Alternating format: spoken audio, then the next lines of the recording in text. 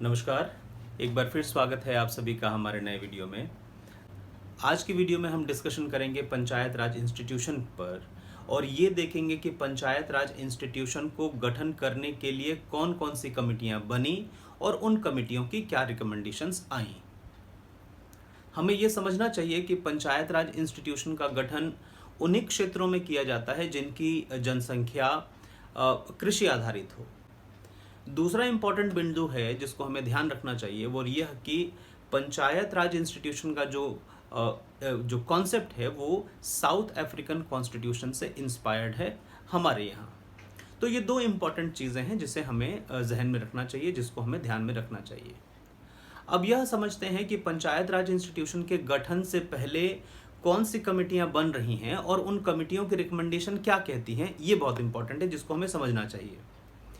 तो हम बात करते हैं 1957 की, जब पहली कमेटी का गठन किया जा रहा है सरकार के द्वारा और उस कमेटी का नाम था बलवंत राय मेहता कमेटी। बलवंत राय मेहता कमेटी की जो इम्पॉर्टेंट जो रिकमेंडेशन थी वो यह थी कि पंचायत राज इंस्टीट्यूशन का जो गठन होना चाहिए वो 3 स्तरीय होना चाहिए, 3 लेवल पर होना चाहिए, 3 टियर होना चाहिए। तो 3 स्तरीय जो गठन की बात कही जा रही है वो बलवंत राय मेहता कमेटी के द्वारा कही जा रही है।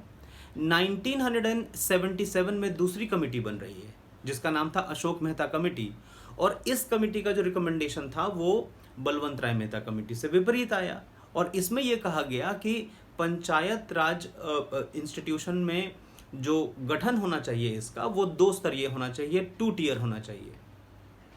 तो ये दोनों अलग अलग रिकमेंडेशन थी, बलवंत राय मेहता कमेटी की और अशोक मेहता कमेटी की। इसके बाद वो जो तीसरी कमेटी आती है 1985 में जीवी के राव कमेटी, उस कमेटी में सबसे इम्पॉर्टेंट जो रिकमेंडेशन आई वो यह आई कि पंचायत राज इंस्टीट्यूशन को अगर मजबूती से काम करवाना है तो निश्चित समय पर इनके चुनाव होते रहने चाहिए। एक निश्चित अंतराल के बाद इनके चुनाव करवाइए तो ये मजबूती से काम करेंगे, स्टेबिलिटी बनी रहेगी, काम करने की इच्छा या काम करने में जो कंटिन्यूटी है वो बनी रहेगी। तो ये इम्पॉर्टेंट जो इंस्ट्रक्शन या इम्पॉर्टेंट जो रिकमेंडेशन आई वो जीवी के राव कमेटी से आई 1985 में।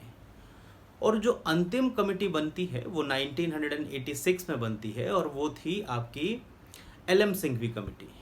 और इस कमेटी की जो सबसे ज़्यादा इम्पॉर्टेंट जो रिकमेंडेशन थी वो थी कि पंचायत राज इंस्टीट्यूशन को संवैधानिक दर्जा देना। इस कमेटी की जो रिकमेंडेशन आई वो ये कहती है कि यदि आप पंचायत राज इंस्टीट्यूशन को एक संवैधानिक दर्जा दे देंगे तो ये बहुत मजबूती से काम करेगा, इसको काम करने में दक्षता आएगी, एक काम करने में मजबूती आएगी। तो ये एक इम्पॉर्टेंट रिकमेंडेशन थी आपके अंतिम जो 1986 में जो कमेटी बनी LM सिंघवी कमेटी। ये 4 इम्पॉर्टेंट कमेटियों की रिकमेंडेशंस को सरकार समय समय पर या उसके बाद खंगाल रही है, समझ रही है और 1992 में इसका रिजल्ट आया। वो किसके द्वारा जी? वो 73rd कॉन्स्टिट्यूशनल अमेंडमेंट एक्ट के द्वारा 1992 में पंचायत राज इंस्टीट्यूशन को संवैधानिक दर्जा दे दिया गया और कॉन्स्टिट्यूशन के पार्ट 9 में इसको जगह दी गई, आर्टिकल नंबर 243 से लेकर 243O तक। साथ ही 11th शेड्यूल जोड़ा गया जिसमें 29 विषय रखे गए और उन 29 विषयों पर पंचायत राज इंस्टीट्यूशन के अधिकारों को दिया गया। हमें एक चीज़ और याद रखना चाहिए कि DPSP जो है पार्ट 4 कॉन्स्टिट्यूशन के पार्ट 4 में DPSP लिखा है और उसमें आर्टिकल नंबर 40 भी लिखा गया है जिसमें ये कहता है कि ये राज्यों का उत्तरदायित्व है कि वो पंचायत राज इंस्टीट्यूशन का गठन करें। तो ये इंपॉर्टेंट चीज़ें निकल के आती हैं पंचायत राज इंस्टीट्यूशन के गठन से संबंधित। इलेक्शंस की बात करते हैं तो पंचायत राज इंस्टीट्यूशन के इलेक्शन का जो रिस्पॉन्सिबिलिटी है वो राज्य सरकार के ऊपर आती है। राज्य सरकार समय समय पर या हमें ये समझना चाहिए कि प्रत्येक 5 वर्ष के उपरांत पंचायत राज इंस्टीट्यूशन के इलेक्शंस करवाती है। पंचायत राज इंस्टीट्यूशन का जो गठन किया गया है वो 3 स्तरीय किया गया है। ग्राम पंचायत, ब्लॉक समिति एंड जिला परिषद, ये 3 स्तरीय गठन की बात कहते हैं। कोई भी व्यक्ति यदि भारत का नागरिक है, उसकी आयु 25 वर्ष है, वो जिस भी पंचायत में अपना चुनाव लड़ना चाहता है उसका वो सदस्य होना चाहिए, ग्राम सभा का सदस्य होना चाहिए, तो वो उस क्षेत्र में, उस पंचायत राज इंस्टीट्यूशन में चुनाव लड़ सकता है। ये तमाम तरह की चीज़ें इसमें आती हैं।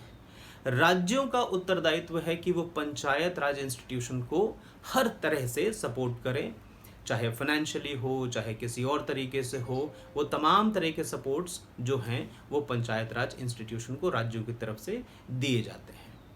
तो आज के वीडियो में हमने पंचायत राज इंस्टीट्यूशन के बारे में देखा कि पंचायत राज इंस्टीट्यूशन का गठन किन समितियों के रिकमेंडेशन से हो रहा है और उन समितियों की जो इम्पॉर्टेंट रिकमेंडेशन थी, उन कमिटीज़ की जो इम्पॉर्टेंट रिकमेंडेशन थी वो क्या थी।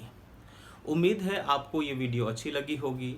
यदि आपको ये वीडियो अच्छी लगे तो कृपया इसको एक लाइक ज़रूर दीजिए, अपने दोस्तों के साथ शेयर कीजिए, और यदि कोई आपका कोई क्वेश्चन है तो कमेंट बॉक्स में ज़रूर उसको मेंशन कीजिए।